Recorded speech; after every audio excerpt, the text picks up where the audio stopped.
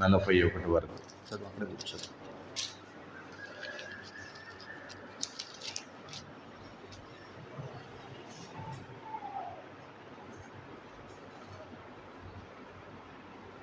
చదువు అక్కడే కూర్చున్నాయి.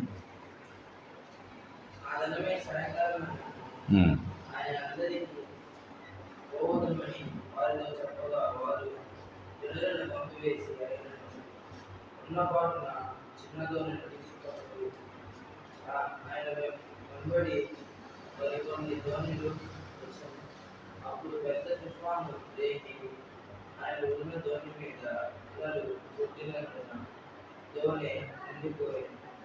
ఆయన ధోని అమరను తలగడ మీద తన వాల్చుకొని నిద్రించుకున్నాడు. వారు ఆయనను లేపి, బోధకుడా, మేము నశించిపోతున్నా నీకు చింతలేదా అని ఆయనను అడిగి, అందుకు ఆయన లేచి గాలిని గద్దించి సత్యము ఊరుకోండి అని సముద్రంతో చెప్పగా గాలి అనికి మిక్కిలి నిర్మలమైంది. అప్పుడు ఆయన, మీరెందుకు భయపడుతున్నారు? మీరింకను నమ్మికలేక ఉన్నారా అని వారితో చెప్పారు. వారు మిక్కిలి భయపడి, ఈయన ఎవరో, గాలియు సముద్రము ఈయనకు లోబడుచున్నామని ఒకనితో ఒకడు చెప్పుకునేది. హల్లెలూయా. ఇక్కడ దేవుడు శిష్యులతో తన ప్రయాణం సాగుతూ ఉంది.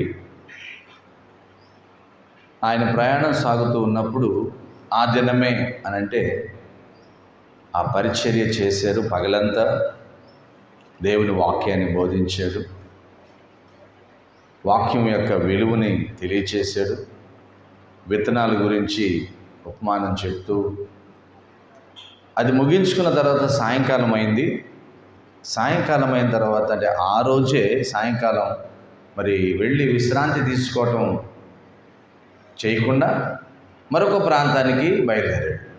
వెళ్ళి విశ్రాంతి తీసుకొని ఆగిపోదామని అనుకోకుండా మరొక ప్రాంతానికి బయలుదేరాడు. అదే ఆ దినమే సాయంకాలం అయినప్పుడు ఆయన అద్దరికి పోదామని వారితో చెప్పగా, అంటే మళ్ళీ విశ్రాంతి తీసుకోవాలని ఆయనకు ఆలోచన లేదు. అద్దరికి వెళదాం అని చెప్పి ఆ శిష్యులతో చెప్పిన తర్వాత శిష్యులు ఏం చేశారంటే, వారు జనులని పంపివేసి ఆయనను ఉన్న పాటున చిన్న దోణిలో తీసుకుని పోయిరి. ఆయన వెంబడి మరికొన్ని దోణిలు వచ్చాను. ఇక్కడ మనం జాగ్రత్తగా వినాలి. ఇదే మాట మార్కు సువార్త రాయబడింది. మళ్ళీ మత్తయి సువార్త 8వ అధ్యాయంలో ఉంది. లూకా సువార్త 8వ అధ్యాయంలో కూడా ఇదే మాట రాయబడింది.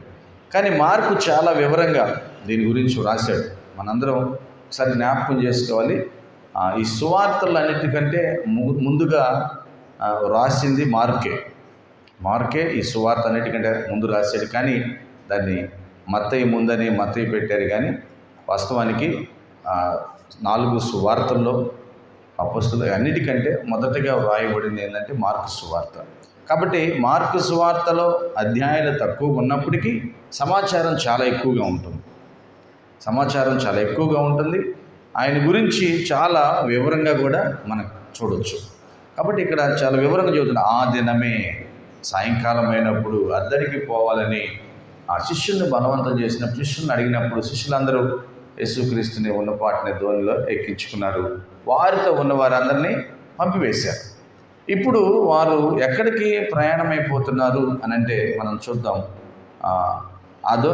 కొనిపోయారు.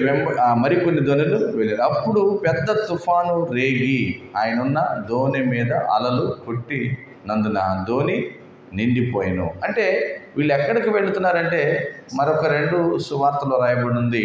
వారు ఆ గలిలయ సముద్ర తీరంన అద్దరికి వెళుతున్నారు అనమాట. కపెర్నహూము అనే అద్దరికి వెళ్తున్నారు. ఇక్కడ మనం జాగ్రత్తగా వింటే అర్థం చేసుకుంటే ఈ గలిలయ సముద్ర తీరం ఇంచుమించుగా సముద్రం మట్టానికి 700 అడుగులు దిగువన ఉంటుందంట. 700 అడుగు దిగువన ఉంటుందంట. అంతేకాకుండా దీనికి ఈశాన్యంలో హెర్మోను పర్వతం ఒకటి ఉంది. దీనికి ఈశాన్యంలో హెర్మోను పర్వతం ఒకటి ఉంది. అది దగ్గరగా 9,000 అడుగులు ఎత్తులో ఉంటుంది. 9,000 అడుగులు ఎత్తులో ఉంటుంది. ఇక్కడ ఏం జరుగుతుందంటే ఆ 9,000 అడుగుల ఎత్తు నుంచి వచ్చే చల్లటి గాలి, ఈ సముద్రపు అలల వల్ల ఉండే ఈ వేడి గాలి, ఈ రెండు కలిసినప్పుడు తరచుగా ఆ తుఫానుగా గాలిగా రావటం ఆ సముద్రం అంటే ఆ సరస్సు మీద జరుగుతూ ఉంటుంది. కాబట్టి ఎప్పుడో ఒకసారి ఆ ప్రయాణంలో కొందరు ఇబ్బంది పడుతూ ఉంటారు, కొందరు బహుశా చనిపోయి కూడా ఉండవచ్చు. ఎందుకంటే అది ఎప్పుడు అలలు వస్తూ ఉంటాయి, ఎగిసి పడతా ఉంటాయి, వర్షం వస్తూ ఉంటుంది. ఎందుకంటే ఈ చల్లగాలి వేడి గాలి ఈ రెండు కలిసినప్పుడు కొంత ఉష్ణం ఏర్పడి వాతావరణంలో మార్పు వస్తూ ఉంటుంది. కాబట్టి వీళ్ళు అదే దాని మీద ప్రయాణం వెళ్తున్నారు. వీళ్ళతో పాటు కొన్ని దోణులు ఉన్నాయి. మీరు చాలా జాగ్రత్తగా గమనించాలి. ఇక్కడ వీరితో పాటు ఇంకా కొంతమంది కూడా ప్రయాణం అయ్యారు. వీళ్ళందరూ వెళుతూ ఉంటే ఏమైంది, అన్ఎక్స్పెక్టెడ్గా ఏమైందంటే అక్కడ అప్పుడు పెద్ద తుఫాను రేగి ఆయన ఉన్న దోణి మీద అలలు కొట్టినందున దోణె నిండిపోయాను. పెద్దగా తుఫాన్లాగా వచ్చి ఆ అలలన్నీ ఎగిసి పట్టడం వల్ల ఆ దోణి అంతా ఏమైపోయింది, నీళ్లతో నిండిపోయింది. ఇప్పుడు జనానికి ఏమైంది, భయం ఏర్పడింది. వాక్యమించిన ప్రియ దేవుని బిడ్డలారా, మన జీవితంలో కూడా మనం ప్రయాణం అవుతూ ఉంటాం. మనం ప్రయాణం అవుతూ ఉన్నప్పుడు కొన్ని సమయాల్లో ఎన్నో విచిత్రమైన పోరాటాలు, విచిత్రమైన బాధలు, వేదనలు వస్తూ ఉంటాయి. అంటే మనం అవి ఊహించం, ఎలా వస్తాయి అని ఊహించని విధంగా మన మీదకి వచ్చి పడినప్పుడు ఇక మనం మునిగిపోయి ఇక్కడి నుంచి వెళ్ళలేమేమో, ఇక్కడి నుంచి తప్పించబడలేమేమో అనే ఒక భయాందోళన కూడా మన జీవితంలోకి వస్తుంది. ఇక మనల్ని కాపాడే వాళ్ళు ఎవరు ఉండరేమో అనే ఒక భయాందోళన కూడా మన మీదకి వస్తుంది. కానీ మనం ఒకటి గమనించాలి, మనతో యేసుక్రీస్తు ఉన్నాడు అనే విషయాన్ని మనం గమనించాలి. హల్లెలూయా. ఇక్కడ ఈ దోణిలో వాళ్ళే పెద్ద కేకలు వేస్తున్నట్లుగా మనం చూసాం. కానీ మరి పక్కనున్న దోణిలో వారు కేకలు ఏమి వేయట్లేదు, అరవట్లేదు. వీళ్ళు యేసుక్రీస్తు ఉన్న దోణిలో పెద్ద కేకలు వేస్తున్నారు. మరొక 2 సువార్తల్లో మనం గమనిస్తే, మత్తయి సువార్తలో కానీ మార్కు సువార్తలో కానీ మనం గమనిస్తే ఒకసారి చూద్దాం. మత్తయి సువార్త 8వ అధ్యాయము 23 మత్తయి సువార్త 8వ అధ్యాయం 23వ వచనం కాని చదవండి.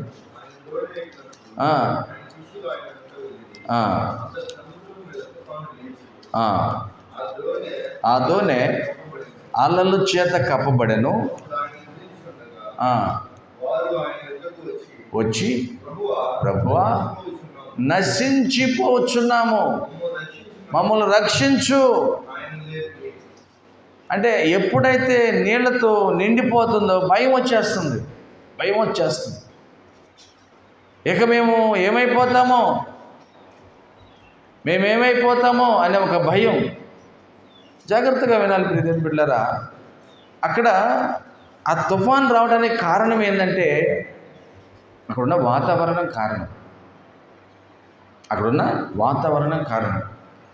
ఆ పైనుంచి 9,000 అడుగులు ఎత్తులో ఉన్న ఆ పర్వతం హెర్మోన్, ఆ పర్వతం మీద నుంచి వస్తున్న చల్లటి గాలి, ఈ సముద్రంలో అలల ద్వారా ఏర్పడే వేడి గాలి, ఈ రెండు కలిసినప్పుడు తుఫాన్ రేగుతుంది.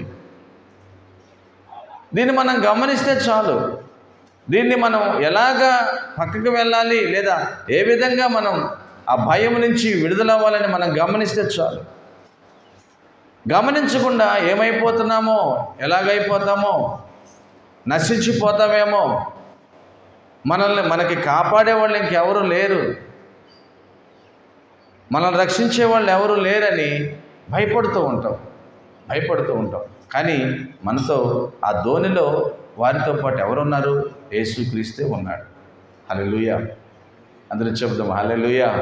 ఆ దోణిలో ఎవరున్నారు? యేసుక్రీస్తు వారే ఉన్నారు. మరి యేసుక్రీస్తు వారు ఉన్నప్పటికీ వాళ్ళు భయపడుతున్నారు. యేసుక్రీస్తు వారు ఉన్నప్పటికీ వారు భీతి చెందుతున్నారు. అయ్యా, మేము నశించిపోతున్నాం, మమ్మల్ని కాపాడండి, మా ధోని నిండిపోతుంది, నీళ్ళ అలలతో నీరుతో నిండిపోతుంది, కాసేపు అంటే మునిగిపోతుంది, మేము ఎవరం బయటికి వెళ్ళే అవకాశం లేదేమో. బహుశా వాక్యం వింటున్నాం ప్రియ దేవుని బిడ్డలారా, మన జీవితంలో చాలాసార్లు ఇటువంటి పోరాటాలు వచ్చేస్తాయి, ఇటువంటి ఇబ్బందులు వచ్చేస్తూ ఉంటాయి. కానీ మనం ఒకటి గుర్తుపెట్టుకోవాలి, మనల్ని కాపాడగలిగిన దేవుడు ఒకడు ఉన్నాడు. ఆయన పేరే యేసుక్రీస్తు. హల్లెలూయా. మనల్ని కాపాడగలిగిన దేవుడు. అందుకే దావీదు కీర్తనకారుడు ఏమంటాడంటే, యెహోవా నా కాపరి, నాకేమీ లేదు, నాకు అసలు ఎటువంటి బాధ లేదు. గడాంధకారపు లోయలో నేను సంచరించినను నాకు ఏ అపాయము రాదు. ఎందుకంటే అది ఎంత భయంకరమైన చీకటైనా, అది ఎంత భయంకరమైన లోయైనా నాతో ఎవరున్నారు అంటే నా దేవుడు ఉంటాడు. నా దేవుడు నన్ను కాపాడగలడు. నా దేవుడు అన్ని సమయాల్లో నన్ను నడిపిస్తాడు. దేవుని బిడ్డలారా, మన జీవితంలో మరి ఈ విశ్వాసం ఎక్కడ ఉంటుంది? మరి ఈ విశ్వాసం ఏమైపోతుంది? మనం అన్నీ దేవుడు ప్రార్థన చేస్తే అన్నీ జరుగుతున్నాయి అనుకుంటున్నాం, కానీ కొన్ని సమయాల్లో ఏమైపోతున్నాం అంటే భయపడిపోతున్నాం, దిగులు పడిపోతున్నాం, చింతపడిపోతున్నాం. ఏమైపోతామో అనే ఒక వేదన పడుతూ ఉంటాం. మీ అందరికీ తెలిసే ఉండొచ్చు, భక్త్ సింగ్ గారు భారతదేశంలో చాలా ఉన్నతమైన పరిచర్య చేశారు. భారతదేశంలో ఒక బలమైన సేవను చేశారు. ఈరోజు హెబ్రోన్ సంఘాలు దేశవ్యాప్తంగా అన్ని భాషల్లో సంఘాలు ఉన్నాయి. ఆయన ఒక సిక్కు అయిండు కూడా దేవుని పిలుపు మేరకు దేవుని పరిచర్య కొరకు వచ్చి ఉన్నతంగా తన పరిచర్యను చేశాడు. మన బాపట్ల ప్రాంతం వరకు కూడా ఆయన నడిచి సేవ చేసిన రోజులు ఉన్నాయి. ఆయన ఒక రోజు నిద్రపోతూ ఉన్నాడట. అంత పనులన్నీ ముగించుకుని నిద్రపోతూ ఉంటే అన్ఎక్స్పెక్టెడ్గా దేవుడు ఆయనకు ఒక స్వరం వినపడుతుంది, భక్త్ సింగ్ నువ్వు లేచి ఇదిగో నేను చెప్తున్నాను, ఈ ప్రాంతానికి వెళ్ళు, అక్కడ నీతో పని ఉంది, అక్కడ కొంత దేవుని పని ఉంది అంటే లేచి టైం చూసుకుంటే అర్ధరాత్రి అయిపోయింది. ఈ టైంలో నేను అక్కడికి వెళ్ళాలా? కొద్దిసేపు ప్రార్థన చేసి ఏది ప్రభు అంటే మళ్ళా అదే మాట, నువ్వు అక్కడికి వెళ్ళాలి. సరే వెళ్ళాలి అని చెప్పి లేచి తన జేబులో చూసుకుంటే చిల్లి పైసా కూడా లేదంట, ₹1 కూడా లేదు. మరి ఎలా వెళ్ళాలి? ఆ ఊరు వెళ్ళమంటున్నాడు దేవుడు, ఎలా వెళ్ళాలి నేను అని చెప్పి ఓకే దేవుడు వెళ్ళమన్నాడు అని చెప్పి బయలుదేరి బట్టలు సర్దుకుని బ్యాగ్ తీసుకుని తిన్నగా రైల్వే స్టేషన్కి వెళ్ళిపోయాడు. రైల్వే స్టేషన్కి వెళ్ళిపోయి దేవుడు వెళ్ళమన్నాడు కదా అని చెప్పి టికెట్ లేకుండా ఎక్కాలా? లేదు, దేవుడు వెళ్ళమన్నాడంటే ఆయనే పంపిస్తాడు. హల్లెలూయా అని చెప్పి కూర్చుని ప్రార్థన చేస్తూ ఉన్నాడంట. ప్రార్థన చేస్తూ ఉంటే టికెట్ కౌంటర్లో అందరు లైన్లో నుంచి టికెట్ తీసుకుంటూ ఉన్నారు. సరే లేచి వెళ్ళి లైన్లో నుంచున్నారు. జాగ్రత్తగా వెళ్ళండి ప్రియదేవుడు, లైన్లో నుంచున్నారు. కానీ జేబులో ఏమన్నాయి? డబ్బులు ఏం లేవు. ఆయన జీవితంలో జరిగిన సంఘటన ఇవి. డబ్బులు ఏం లేవు. ఆయన ముందు 4 మనుషులు ఉన్నారు. ఒకరు వెళ్ళిపోయారు టికెట్ తీసుకుని, ఇంకా 3 ఉన్నారు. ఈ చేతిలో డబ్బులు ఉన్నాయా? లేవు. కానీ ప్రార్థన చేసుకుంటాను ఉంచున్నాడు. మరొక వ్యక్తి వెళ్ళిపోయాడు టికెట్ తీసుకుని, ఇంకా ఇద్దరు కూడా వెళ్ళిపోతే తర్వాత ఈయనే టికెట్ కోసం చేయి పెట్టాలి, డబ్బులు ఇవ్వాలి, టికెట్ తీసుకోవాలి. ఆయన దేవుడు వెళ్ళవలసిన ఊరికి మరొక వ్యక్తి కూడా వెళ్ళిపోయాడు. ఇంకా ఒక వ్యక్తి ఉన్నాడు. ఆ టైంకి ఎవరో ఒక కుర్రాడు పరిగెత్తుకుంటా చెమటలు పోసుకుంటా వచ్చి పేరు అడుక్కుంటా భక్త్ సింగ్ గారు ఎక్కడ ఉన్నారు, భక్త్ సింగ్ గారు ఎక్కడ పేరు కనుక్కుంటా వచ్చాడంట. స్టేషన్కి వెళ్ళాడని చెప్తే ఇంటికి వెళ్ళి కనుక్కుని స్టేషన్ దగ్గరకు వచ్చి స్టేషన్ మొత్తం వెతికి ఆయన దగ్గరకు వచ్చి, అయ్యా దేవుడు ప్రేరణ బట్టి నీ సేవ కొరకు ఉపయోగించు అని చెప్పి డబ్బులు కట్టి ఇచ్చేసి వెళ్ళిపోయాడు. ఎవరో ఏదో తెలియదు, ఎంత ఇచ్చాడో కూడా తెలియదు. అయ్యా మీరు ఎవరు ఏందనే లోపే ఆయన వెళ్ళిపోయాడు. సరే భగత్ సింగ్ గారు ఆయన విశ్వాసం చూడండి, మరి ఎంత ఇచ్చారు, మరి నా ప్రయాణానికి సరిపోతుందా అని లెక్కేసుకోలే. ఆయనకి ఎంత కావాలో ఆ టికెట్ తీసుకున్నాడు, మిగిలిందంతా లోన్ పెట్టి ఏమనుకుంటున్నాడు తెలుసా, దేవుడు ఇచ్చాడంటే నా ప్రయాణానికి అంతా సరిపోయి మరలా మీకు లేవుంటాయి అన్నాడంట. దేవునికి మహిమ కలుగును గాక. వాక్యం వింటున్నప్పుడు ఈ దేవుని బిడ్డలారా, కొన్ని సమయాల్లో మరి మన విశ్వాసం ఎక్కడ ఉంటుంది? కొన్ని సమయాల్లో మన విశ్వాసం సన్నగిలిపోతుంది. చిన్న గొడవలు అయితే, తగాదలు అయితే భయం వచ్చేస్తుంది. చిన్న అనారోగ్యం వస్తే భయం వచ్చేస్తుంది. ఇంట్లో కొద్దిగా ఆర్థిక పరిస్థితి భయం వచ్చేస్తుంది. ఇవన్నీ అలలు, సముద్రం మీద ఎగిసి పడుతున్న అలలు, ప్రయాణంలో ఎదురయ్యే పోరాటాలు. ఈ పోరాటాల్లో దేవుడు మనతో ఉన్నాడు, దేవుడు మనకి సహాయం చేయగలడని మనం ఎందుకు నమ్మలేకపోతున్నాము? ఒకసారి మన గురించి మనం ఆలోచిస్తే, మనం ఎవరివి? మనం ఎందుకు వచ్చాం ఈ భూమి మీదకి? ఎవరు తెచ్చారు మనల్ని ఈ భూమి మీదకి? ఒకసారి ఆలోచించండి. దేవుడే తెచ్చాడు. హల్లెలూయా. ఎవరు నేను? దేవుడే నన్ను ఈ భూమి మీద తీసుకొచ్చాడు. కాబట్టి దేవుడే నన్ను పోషించగలడు, దేవుడే నాకు సమాధానం ఇవ్వగలడు. ఆమేన్. ఇది మనం గ్రహించలేము. నేను అని నా పేరు చెప్పుకుంటాం, నేను అని నేను ఫలానా వ్యక్తిని, నేను అని నాకు ఎంత ఉంది అంత ఉందని చెప్పి మనల్ని మనం గంభీరంగా తీసుకెళ్ళి విశ్వాసాన్ని కోల్పోతున్నాం. ప్రియమైన బిడ్డలారా, ఇక్కడ యేసుక్రీస్తు వారు వెళ్దామన్నాడు. యేసుక్రీస్తు వారు వెళ్దామన్నప్పుడు ఆయన తీసుకెళ్తాడనే నమ్మకం లేకుండా పోయింది ఈ ధోనిలో ఉన్న శిష్యులకు. ఆయనేమో కొద్దిగా ఆ ఓడలోనే ఎటైతే ఎక్కుతారో అక్కడ కొద్దిగా ఎత్తుగా ఉంటుందంట, అక్కడ తల వాల్చుకున్నాడు. జస్ట్ కొద్దిగా అలసట తీర్చుకున్నాడు. అంటే నిద్రపోవట్లేదు, అలసట తీర్చుకున్నాడు. ఆయన తల వాల్చుకున్నాడు అంతే. ఆయన తెలుసు వీళ్ళు అసలు ఎలాగా ప్రయాణం చేస్తారు, వీళ్ళలో నాతో ప్రయాణం చేస్తున్నప్పుడు, నాతో కలిసి ఈ జీవనం సాగిస్తున్నప్పుడు వీళ్ళ విశ్వాసం ఎలాగ ఎదుగుతుంది చూస్తున్నాడు ఆయన. వాళ్ళు వచ్చి అంటున్నారు, మీకు చింత లేదా? హ్యాపీగా నిద్రపోతున్నావు, నీకు భయం లేదా? మేము చచ్చిపోతున్నాం, మేము నశించిపోతాం, మమ్మల్ని కాపాడవయ్యా లేచి. హల్లెలూయా.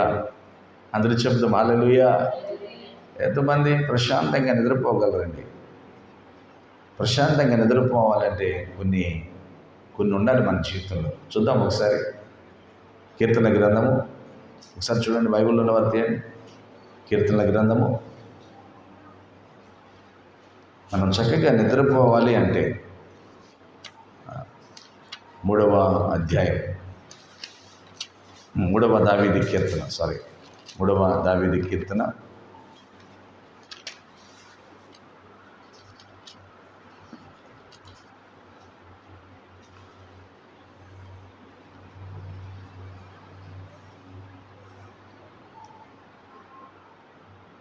5వ వచనం.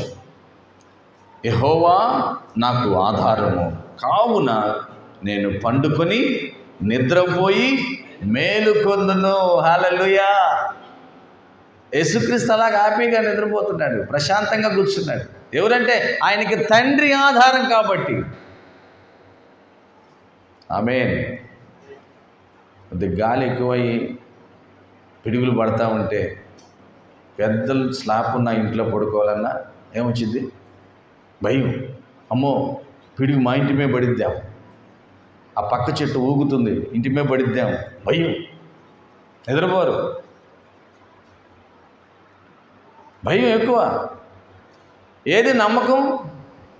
ఏది విశ్వాసం? ఎక్కడ నీ విశ్వాసం? క్రీస్తులో ఉందా నీ విశ్వాసం? నా తండ్రి నాకు ఆధారమని నీలో ఉంటే నువ్వు హ్యాపీగా పడుకుంటావు, ఎందుకంటే దేవుడు మనల్ని కాపాడుతాడు. ఆమేన్. అందరూ చెప్దాం హల్లెలూయా, హల్లెలూయా. ఇక్కడే ఈ బ్రిడ్జి కట్టేటప్పుడు అవతల పక్క లలితమ్మ గారని దూర బంధువులు. వాళ్ళని ఫస్ట్ టైం పలకరించాలని వెళ్ళాం, ప్రార్థన చేయడానికి వెళ్ళాం. వాళ్ళ చిన్న పాక రోడ్డుకి అవతల కాలువ దాటిన తర్వాత పలకరించి ఆ రోజు ప్రార్థన చేసి వచ్చాం. ఆ రోజు రాత్రే ఆ బ్రిడ్జి మీదకి వస్తూ అది కాంక్రీట్ తీసుకొచ్చే పిల్లర్స్ ఉంటాయి కదా, మిల్లర్ పెద్ద మిషన్స్, ఆ మిషను ఆ ఇంటి దగ్గరికి వచ్చేవారికి ఒరిగి ఆ ఇంటి మీద పడిపోయింది. మన బ్రిడ్జి కట్టినప్పుడు, కాలం మీద బ్రిడ్జి కట్టినప్పుడు పడితే ఇల్లంతా పడిపోయింది. ఒక మంచం లేకుంది, ఆ మంచం మీద ఆగిపోయింది ఇల్లు. వాళ్ళ ఇంట్లోనే ఉన్నారు, 2 పిల్లలు, తల్లి. దేవునికే మహిమ కలుగును గాక. మేము మొట్టమొదటిసారి ఆ ఇంటికి వెళ్ళాము ఆ రోజే. ఆ రెండో రోజు పొద్దున్నే హాస్పిటల్ దగ్గరికి వెళ్ళి పలకరించి ఏం కాలేదు, అందరూ క్షేమంగా ఉన్నారు. ఇప్పుడు ఆ అమ్మాయికి పెళ్ళి అయింది, చక్కటి కుమారుడు పుట్టాడు. దేవునికి మహిమ కలుగును గాక. అంటే మనకి ఆ ధైర్యం ఉండాలి, భయపడకూడదు, మనం ధైర్యంగా ఉండాలి, వివేచనగా ఉండాలి. అప్పుడు దేవుడు మనల్ని ఖచ్చితంగా కాపాడగలడు. ఆమేన్. అందరూ చెప్పండి హల్లెలూయా, హల్లెలూయా. చూడండి 4వ కీర్తన 8వ వచనం, 4వ దావీదు కీర్తన 8వ వచనం. యెహోవా నెమ్మదితో పండుకొని నిద్రపోవదును, నేను ఒంటరిగా నుండినను నీవే నన్ను సురక్షితముగా నివసింపజేయుదువు. ఆమేన్. నేను నెమ్మదిగా ఉండగలను, నేను ఒంటరిగా ఉన్నప్పటికీ నువ్వే నన్ను రక్షిస్తావు, సురక్షముగా ఉంచుతావు. ఈ వాక్యాలు మన జీవితంలో గుర్తుండి మనం ఎప్పుడు విశ్వాసంతో ఉండాలి. ప్రతివారు బిడ్డారు, అక్కడ ఏంటంటే పరిగెడాలు భయపడిపోతున్నారు, యేసుక్రీస్తుని లేపుతున్నారు. అయ్యా మమ్మల్ని కాపాడు, మమ్మల్ని రక్షించు, నువ్వేం పడుకున్నావు, నీకు అసలు చింత కూడా లేదా, కొద్దిగా కూడా మీకు జాలి లేదా అంటున్నారు. ఏమండి, యేసుక్రీస్తు జాలి లేదా? యేసుక్రీస్తు ఆయన కళ్ళ ముందు ఆయన చూస్తూ ఉంటే, మనుషులు చచ్చిపోతూ ఉంటే చూస్తూ ఉంటాడు ఆయన? చూస్తూ ఉండే దేవుడు ఆయన? లేదండి, ఆయన కరుణా సంపన్నుడైన దేవుడు. హల్లెలూయా. ఆయన జాలి కలిగిన దేవుడు, ఆయన నిన్ను నన్ను రక్షిస్తున్న దేవుడు, రక్షించిన దేవుడు. ఆయన మన కోసం ఆయన పరలోకాన్ని విడిచి వచ్చిన దేవుడు, మన కోసమే మన పాప భారానంతా ఆయన మీద వేసుకుని ఆ శాపం అనే మ్రానుని గొల్గొతా కొండ మీదకి తీసుకువెళ్ళిన దేవుడు.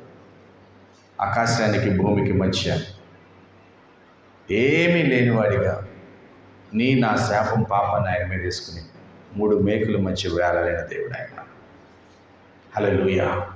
నిన్ను నన్ను రక్షించడానికి నిందలు అవమానాలు భరించిన దేవుడు, నిన్ను నన్ను కాపాడటానికి ఆయన కొరడా దెబ్బలు కొట్టించుకున్న దేవుడు. వాక్యం వింటున్నప్పుడు ఈ దేవుని బిడ్డారా, ఆయన నిన్ను చూస్తూ వదిలేస్తాడని నువ్వు అనుకోమాక. ఆమేన్.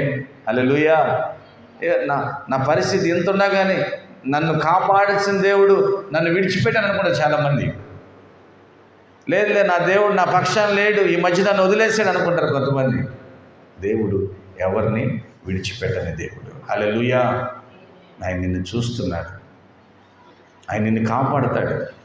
నువ్వు భయపడాల్సిన అవసరం లేదు, దిగులు పడాల్సిన అవసరం లేదు, ఇక అయిపోయింది నా జీవితం అనుకోవాల్సిన అవసరం లేదు. మరలా నీ జీవితాన్ని నూతనంగా ప్రారంభించగలిగిన దేవుడు ఆయన. ఆమేన్. అందరూ చెప్తాం హల్లెలూయా. ఒక చెట్టుని పూర్తిగా నేలకు మట్టానికి కట్ చేశారంట, కట్ చేసి ఇసుక పోసేసారు. ఇంకా ఆ చెట్టు అయిపోయింది అనుకుంటారు, ఆ చెట్టు జీవితం అయిపోయింది అనుకుంటున్నారు. కొంతకాలానికి కొద్దిగా 4 వర్షం పడి అయిపోయిన తర్వాత ఆ ఇసుకలో నుంచి ఏమొస్తుంది, ఆ చెట్టు చుట్టూ పిలకలు వచ్చేసి చిన్న చిన్న మొక్కల్లాగా ఆ మొద్దుకి అనేకమైనవి వచ్చినాయి. కానీ ఒకానొకప్పుడు కొట్టబడింది ఒక చెట్టే, ఇప్పుడు ఎన్ని వచ్చినాయి? అనేకమైనవి వచ్చినాయి. దేవునికి మహిమ కలుగును గాక. కొంతమంది నీ జీవితం అయిపోయింది అనుకుంటున్నారు, కొంతమంది నీ జీవితం కనపడదు అనుకుంటున్నారు. కానీ దేవుడు అదే జీవితాన్ని మరలా చిగురింపగలిగిన దేవుడు. ఆమేన్. చిగురింప చేయగలిగిన దేవుడు ఆయన. ఆ నమ్మకం మన జీవితంలో ఉండాలి. ప్రియ దేవుని బిడ్డ, ఇక్కడ అలలు ఎగిరి పడుతున్నప్పుడు శిష్యులు భయపడ్డారు. యేసుక్రీస్తు దగ్గరికి వెళ్ళాడు. యేసుక్రీస్తు లేచి ఏమన్నాడు తెలుసా? ఆ గాలి ఆగు అన్నాడు. హల్లెలూయా. ఆ అలల్ని ఆగు అన్నాడు. ఆగిపోయినాయి. గాలిని గద్దించాడు, అలల్ని ఆపేశాడు. అదంతా నిమ్మలమైపోయింది. తర్వాత ఏమంటాడు తెలుసా?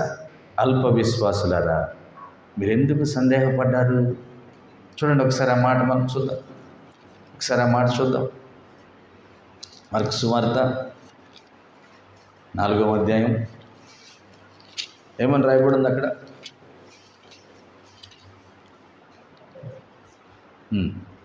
అప్పుడు ఆయన, మీరెందుకు భయపడుచున్నారు? మీరింకను నమ్మిక లేక ఉన్నారా? మీరింకను అంటే ఎంతకాలం ప్రార్థనకి వెళ్ళినా, ఎంతకాలం సహవాసం చేసినా, ఎంతకాలం బైబుల్ చదువుతున్నా, ఎంతకాలం మీ ఇంటికి సేవకులు వచ్చి ప్రార్థన చేస్తున్నా మీకేం రాలేదు? నమ్మకం రాలా? అంటే కేవలం చెప్పుకోవడానికి, వినటానికేనా దేవుడు మన జీవితంలో పని చేయడనుకుంటున్నారా? మన జీవితంలో దేవుడు పనిచేస్తాడు. ఆమేన్. ఎంతమంది నమ్ముతున్నారు ఈ మాట? నా జీవితంలో యేసయ్య పని చేస్తాడు. ఒకసారి చెప్పండి మీరే. నా జీవితంలో యేసయ్య పని చేస్తాడు. చెప్పండి ఒకసారి. నా జీవితంలో యేసయ్య పని చేస్తాడు. అంతే. ఏదో నేను వాక్యం విన్నాను, లేదా బైబుల్ చదివాను, ప్రార్థన చేశాను, మా ఇంటికి వచ్చి సేవకులు ప్రార్థన చేశారు, అంతటితో అయిపోలేదు. ప్రతి విషయంలో నువ్వు భయపడకుండా యేసు వైపు నమ్మకం ఉంచితే దేవుడు నీ జీవితంలో పనిచేస్తాడు. అందుకంటున్నాడు, మీరు ఇంకనూ నమ్మకం లేకుండా, విశ్వాసం లేకుండా ఉన్నారా? నమ్మండి. చూడండి దేవుడు చేసే అద్భుతాలు. అది వాతావరణం వల్ల కలిగిన తుఫాన్ అయినప్పటికీ దేవుడు చెబితే ఆగిపోతుంది. ఆమేన్. నీ జీవితంలో కూడా అంతే, ఎవరి జీవితంలో అయినా అంతే. మనమేమో యేసుక్రీస్తుని నమ్మకుండా ఒక్కోసారి మనుషులను నమ్ముతున్నాం. ఎవరు నమ్ముతున్నాం? మనుషులను నమ్ముతున్నాం. లేకపోతే ఈ లోకంలో ఉన్న ధనాన్ని నమ్ముతున్నాం, ఈ లోకంలో ఉన్న కొన్ని అందాలను నమ్ముతున్నాం. ఒక భక్తుడు రాశాడు చక్కటి పాట, నమ్మి నమ్మి మనుషులను నీవు నమ్మి నమ్మి పలుమాలు మోసపోయావు, పలుమాలు మోసపోయావు. ఇలా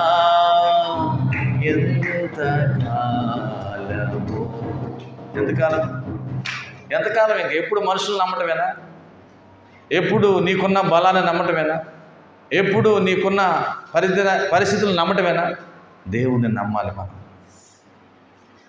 దేవుణ్ణి నమ్మాలి మనం. అనేక మంది మన ముందు ఉన్నారు. ఎందుకంటున్నాడు, మీరు ఇంకనూ నమ్మలేకపోతున్నారా? ఎక్కడుంది మీ విశ్వాసం? మనం నమ్మితే మన జీవితం ముందుకు సాగుతుందండి. ఆమేన్. హల్లెలూయా. మన విశ్వాసం ఉంచితే మన జీవితం ముందుకు సాగుతుంది. కాబట్టి ప్రియ దేవుని బిడ్డలారా, మనం యేసుక్రీస్తుని నమ్ముదాం. యేసుక్రీస్తు మనతో ఉన్నాడు. మన జీవిత ప్రయాణంలో వచ్చే ప్రతి అలలను, ప్రతి ఎదురుగాళ్లను, ప్రతి ఇరుకును, ప్రతి ఇబ్బందిని ఆయన ఆనించి వేయగలడు. ఆయన మార్చివేయగలడు.